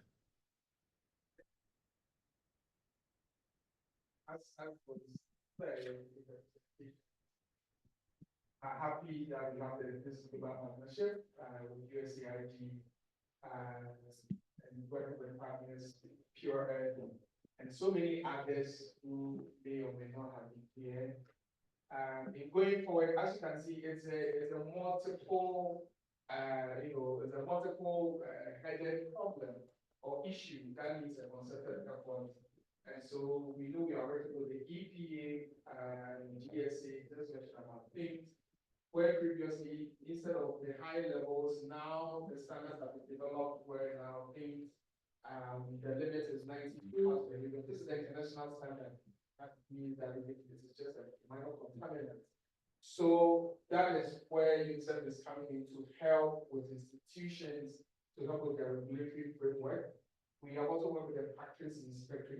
They have the mandate to enter into factories and do the inspection. Are we even monitoring the air that people are breathing within the factories? So all these things are part of the supporting national institutions to do that. We also collaborated with Pure and other NGOs that are in the space in terms of assessing things that children use. So for example, children use toys, children use other things, and what has been the assessment? So one is regulatory supporting regulatory framework with national institutions. Two is also supporting risk assessment and assessment of things that are being consumed. And then I mentioned the community engagement and education. One of the future plans is also to collaborate with the Ministry of Education to get this into schools, because children need to understand and know. And then also with the health, Ministry of Ghana Health Service, we've already done some collaborations in developing the standard treatment guidelines The one big question is, okay, so if I go to my doctor right now and suppress it, how can you test it? Do our laboratories have the facilities or the ability to test it in down or in somewhere far away? We know there are only a few institutions in the country that can do this test. How many? And I think just on top of my head, but at least accessible. On top of my head, there might be more. There are those that are private, by the government. I know the GSA does, and other institutions may also. But these are not routine things you find in the hospitals. If you go to your regular next door community hospital, they may not be able to test it. They may have to pick the sample and take it to somewhere, and it's quite expensive. So how do we build the health system so that, as Ghana also mentioned, for diagnosis and also for management, right before we get the preventive aspect. So these are all the areas we said we're looking at collaboration with state institutions, with other players, so that we can prevent, and where we are able to prevent and people have the exposure, we can also detect and treat. And I'm personally looking forward to a place where in the future in this country, just as we do testing for children in the US at a certain stage, you take your child to the hospital, they can also test for lead. In the US, it's mandatory. At a certain age, they test for certain things, and lead is one of the things that you are tested for. And if it's high, they go back to your environment and see what the exposures are, and then they help you. I think we are from somewhere, we get there, we hope that we get there, with all our collaboration. Let me mention this, and also because we've seen that it can come into breast milk and children are exposed again. There's certain studies that have been done in parts of Ghana and have also shown that the ayelo that are pregnant women eat, the shiri, that also has some amount of lead and other heavy metals in there. So I think it's a good platform to also encourage pregnant mothers that you may have some cravings, but don't go for the shade or the ayelo that we eat, because that itself has some amount of lead there. And as you keep eating, you'll be passing on to the baby. And by the time the baby comes, the baby is already compromised in terms of how the baby develops. Thank you. Let's appreciate our panel for diving into the issues. And now we throw the microphone over to you. Just raise your hand. Microphones are all around. There's one hand here, one gentleman in the middle, two hands in the middle there. Your name, your contribution. Keep it very brief because we want to get as much as possible. Thank you very much. My name is Dr. Srebo, a medical lab scientist and an occupational health and safety expert. I must say the panelists have done justice to the question asked. My questions are two and simple. Academia, Ghana Health Service, atomic energy. What's the collaboration? Is it possible that academia, you can collaborate with Ghana Health Service, get your people in the hospitals so that research becomes a living document rather than being an academic property to you? Can it be possible? I was very happy when you talk about the geo nature of our lands. Is it possible that we are looking for lead at the wrong places? Is it possible that the lead may have happened, the lead contamination may have happened somewhere, and then through rainfall and other means may have been leashed to other places and find themselves in our groundwater? Because a lot of people now want to shy away from our water, Ghana water, and they are doing borehole. Thank you very much. I have an uncle who had testicular cancer because of iron overload, just from groundwater. And iron and lead, they are twins. Anything iron can do, lead can do. Is it possible that our groundwater that we are drinking are lead contaminated? Thank you very much. All right, a suggestion for collaboration, and then where the real source of the contamination is coming from. There's a hand that was up. Yes, go ahead.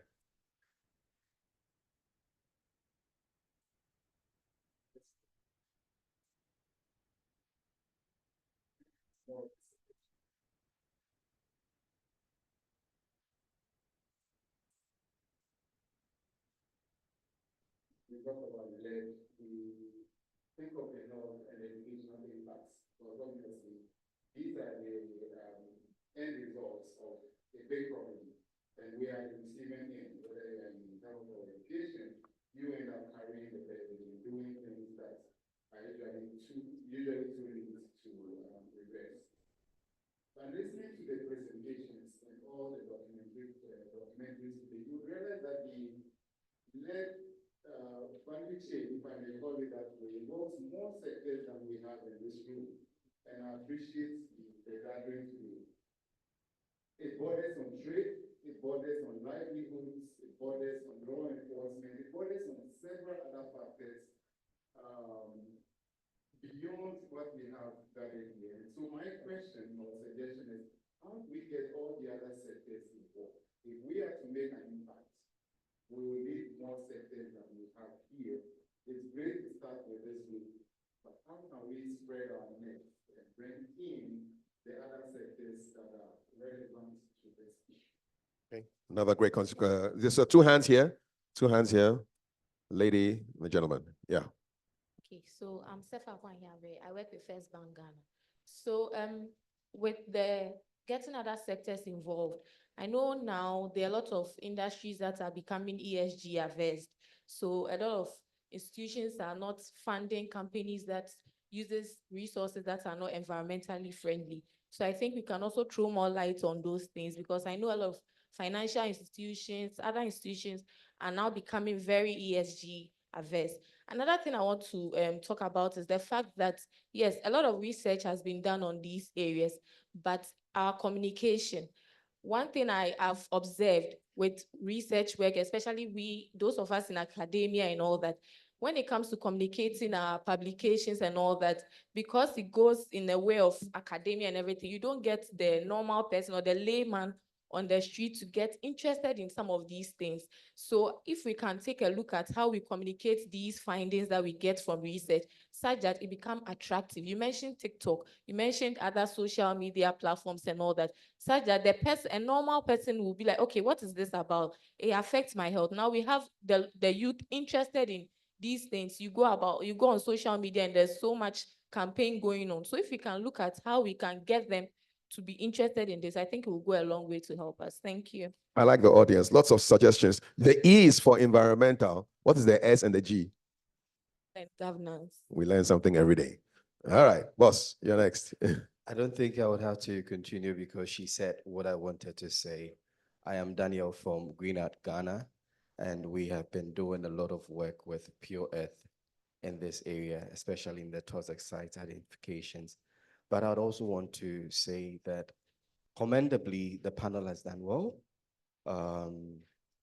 Not to put things in a different perspective, but I would say that Dr. Anita would communicate science in a way that we, the scientists, can understand, and the social person, the non-scientific person, can also understand. Science is difficult when you're communicating it. So maybe in our build-up as scientists, we should find a way of inculcating communication skills for our scientists.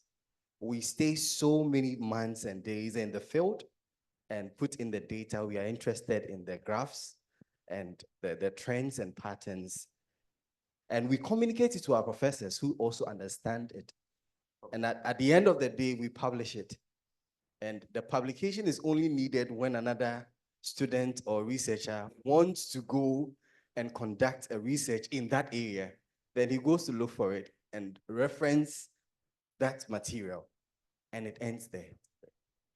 So spreading the communication, bringing it down to the level of everybody else. It has to be an intentional thing that comes from the top. All right. So our universities should find a way of incorporating dissemination of research work from their institutions. Okay, another great suggestion. Somebody at the back raising their hands. Yes, microphone, please. She's been at the back. Oh, yes. Yes, go ahead. Name and fire.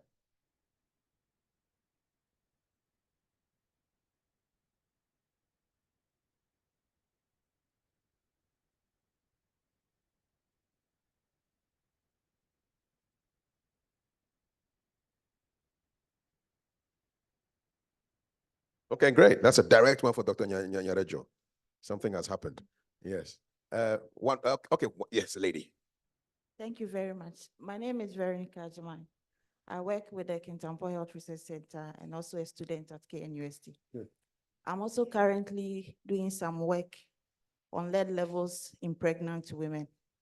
My question is, if we remove the sources of contamination, especially when it's in the soil, where do we put that?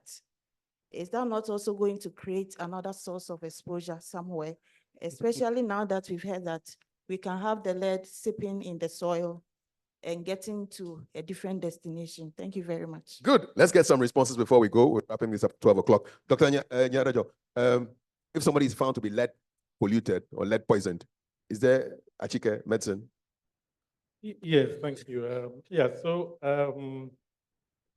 Yes, when people are found to be in the toxic range, you mentioned those levels from 5 microgram and above. Yes, there's a number of options that are available. So the initial options are that at certain levels, it's around the 5 microgram and above. The critical thing is that we keep monitoring the level, make sure that it's not going up, and indeed that it's rather reversing and coming down.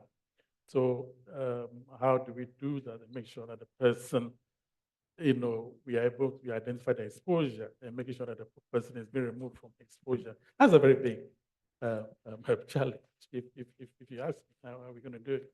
But that's what we have to do. Then when levels get at certain levels, 45 microgram and beyond, they actually required the use of pharmaceutical products, what we call chelators, in removing the lead from the body. There are a number of chelators that are available to do that. And the plan is that, from the Ministry of Health point of view, we are working with speed to make sure that these agents, these chelators and antidotes are available in the country, okay, so that clinicians across can use. Good. But you would realize that if these chelators are used, people's levels are reduced, and they go back into the community and being exposed again, we are just going, back and forth. Exactly. Cycle. And that's why the importance of how all of us are going to make sure, including the regulators, to make sure that the levels are not being emitted at where they are supposed to be emitted. The standards that are developed are being enforced, so that whatever is supposed to be in paint is in paint and not above that, and so on and so forth. How are we going to do that? Is one of the crucial. Right. The regulator was smiling when you said that. Well, it's all good. They know.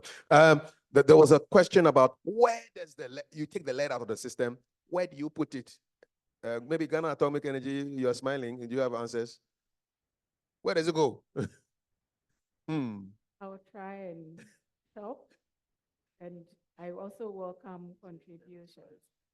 So we have different forms of remediation, whether phyto or chemical remediation, or whichever way you want to take up your lead. Which one is phyto, please? Phyto means using plants to take up the lead content or contaminants from whether soil or water. Okay. There's a process of whatever, if it's phyto, if it's the plants take up, you don't leave it for animals to feed or humans to feed on them. It also undergo another process to transform it or get it into a more safer form, if that will be more clear to my audience. Yeah. Okay, thank you. Time is really our enemy, so I'm just going to take one more, right there. Last one. Yes. Hey. Briefly. Yes, go ahead. Name? Yes.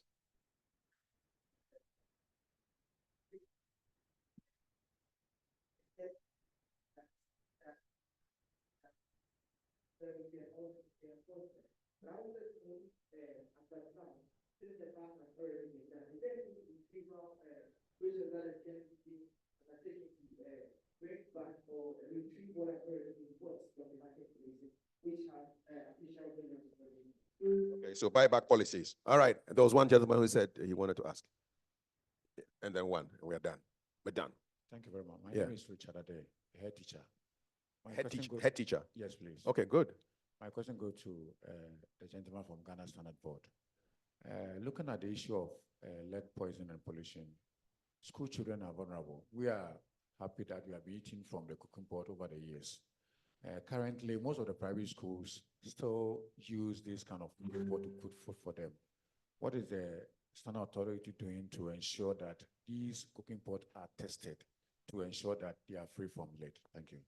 Are you talking about school feeding cooking pots or what? Yes, please. I mean, or just cooking the school cooking pots? pot- All the right. cooking pot that are the same that All right. they use at the school. That is okay. All right. What is the standard authority doing to ensure that those pots are tested? Good. So that I mean, these children are free from this. lead Fantastic. poison. So buyback policy, testing of cooking pots. You are the final one, sir.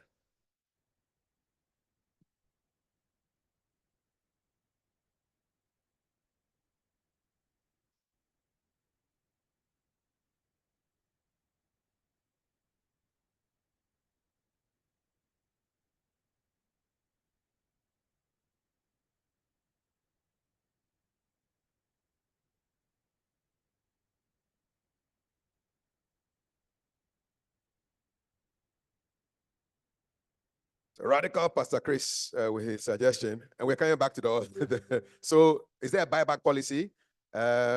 His question had to do with the regulation of cooking pots, and is it time to ban lead? Who takes the ban question? Should it be Yes, yeah, radical or Radical Pastor. otherwise? yeah. Trust us. We, the Ghana Standards Authority, we will deliver. And we want everyone here to also champion it. On the school feeding ones, recently I was engaged in a workshop that was also involved in, that was championed by POF, and they did some work on cooking pots in some schools. And luckily, there was a proposal that those cooking pots needs to be retrieved, and they are going to replace them for them. But from the angle with which we are going, that we should target it in the way that the cooking pot, the producers will not even use that, will be responsible enough, the enforcement will be stronger enough, such that these cooking pots will not contain lead for it to end in the school, for us to chase the products at the school. Where there are some sources, we also have a lot of controls at the border for entry points. Instances that they seep into Ghana, we have an enforcement if that also that gets on the market to tackle this issue. So once again, I repeat, we will deliver and we will not let Ghana down. I think it's a warning for us to leave, to end. So we'll end. Whoever is doing this, we'll end. Just, gentlemen asked whether there's a buyback policy. There's stuff that is communicated. Is there a policy to get them off the market as part of your monitoring regulation? Yes, so where we get instances of high pollutants, products that are not conforming, that is where we need to get rid of them. And as we get rid of them, we use that as a basis to develop strategies. And these strategies will ensure that the products, if they are produced in Ghana, we engage the manufacturers and in a way to produce the things in a responsible way. Thank you very much. We have to tackle it from the border entry point. We also stop them from the border entry point. There are a lot of instances we have stopped items entry into Ghana. Maybe we may need to advertise a lot, raise a lot of awareness that we stop some items at the border and through phones. Let's appreciate our panel for a very stimulating conversation. Professor Patrick Asamoah Sechi from the University of Ghana, Dr. Anita Asamoah from the Ghana Atomic Energy Commission, Dr. Caesar Nyadejo from the Ghana Health Service, Dr. Maxwell Kogbe from the Ghana Standards Authority, and Dr. Emmanuel Chamating Amwa from University of Ghana. Please stand up. Let's take a nice photo to mark the occasion. Thank you very much. Can we have our podium back quickly? Yes, quick photo. You can release yourselves from the earpieces. Yeah, and then step a bit forward like you are contestants at Mentor. Yeah. Yeah. Yeah. Okay, so yes. All right. Please confirm that we are all smiling. Where are we looking? All right, over there. Thank you so much. Let's appreciate them.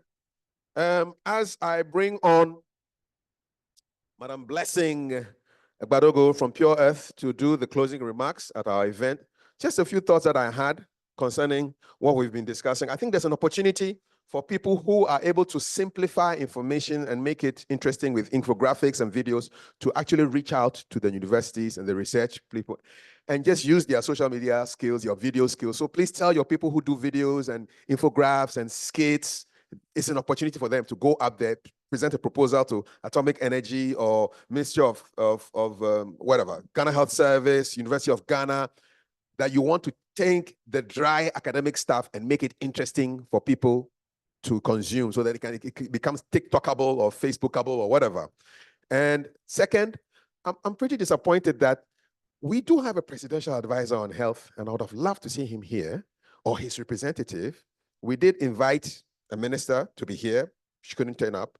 The government spokesperson came, delivered his speech, and had to go because he was busy. But it's good for them to be here so they can hear what's going on. And I hope that the proceedings here will be put into some form of document that can be sent out to them so they can know exactly what the situation is. It's a very big conversation. In some countries, they are testing children as young as how young for lead? Under 5. So like the polio conversation and the measles, rubella, all that stuff, this is what you should be thinking about. It's my thoughts. Thank you so much. Now, Blessing will bless us with her closing remarks. Blessing Badogo from Pure Earth, the last item on the agenda. Let's appreciate Blessing, please. Especially with a name like Blessing there, you must appreciate her. Thank you very much. So as we conclude this impactful national dialogue on lead poisoning and pollution prevention, I'd like to extend my heartfelt gratitude to each and every one of you for your commitment and dedication to our shared vision of preventing lead poisoning and pollution in Ghana. Today's discussion have brought to light not only the urgent need to address lead pollution, but also the collective power as we hold on to when we unite to a cause, and that touches every fabric of our communities and our future generations. I'd like to thank Pure Earth, our partner organizations, all stakeholders present for spearheading this vital conversation. Together, let us pledge to continue this collaboration, transforming our vision of a lead-free Ghana into a reality. Thank you all, and let us look forward to a future where every child and every community can thrive without the burden of lead poisoning. Safe travels, everyone, and may we meet again to celebrate progress in this regard. Thank you very much. Thank you, Blessing. And since we are celebrating Pure Earth at 25, 3 cheers for Pure Earth. Hip, hip. Hip, hip, hip. Hip, hip, hip. If you haven't taken any photo at all, my friends from Best Western, please take this back. You need to step here so we can capture the moment for you. Let's take a photo. Let's have all the Pure Earth people here, special guests. Last photo coming, and then maybe some music can be playing while we take our photo. We are done. Thank you very much to GBC News for covering this event. My name is Kafui Day. Let's take a big photo to wrap up our conversation here, the National Dialogue on Lead Poisoning and Pollution. While we take our last photo, please come. All of you who haven't taken photos, come and join Pure Earth and our special guests, our panelists. Let's take one for the ages, okay? Please come. Students from University of Ghana, our radical Pastor Chris. Yes, all of you.